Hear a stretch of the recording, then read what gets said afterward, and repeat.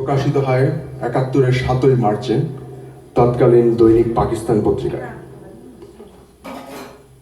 এটা একটা বিরাট বড় সাহসের ব্যাপার ছিল আমার জন্য এই পত্রিকায় এই কবিতাটি প্রকাশ করা। ওই দিন বঙ্গবন্ধু শেখ মুজিবুর রহমান ওনার ঐতিহাসিক ভাষণ দেন রমনা রেসকোর্স ময়দানে। সেই কবিতাটি পাকিস্তানি হন্তাকে উদ্দেশ্য করে লেখা।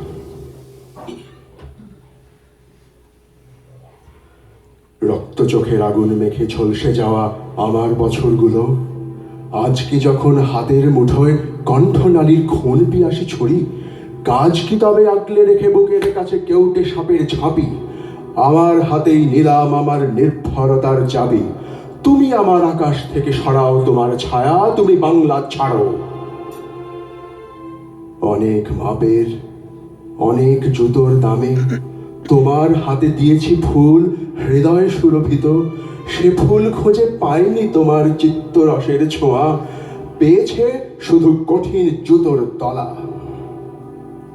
আজকে যখন তাদের স্মৃতি অসম্মানের বিষে, তিক্ত প্রাণের সাপদ নখের জ্বালা, কাজ কি চোখের প্রসন্নতায় লুকিয়ে রেখে প্রেতের রক্ত হাসি, আমার কাঁধেই নিলাম তুলে আমার যত বোঝা, তুমি আমার বাতাস থেকে মোছো তোমার ধুলো, তুমি বাংলা ছাড়ো।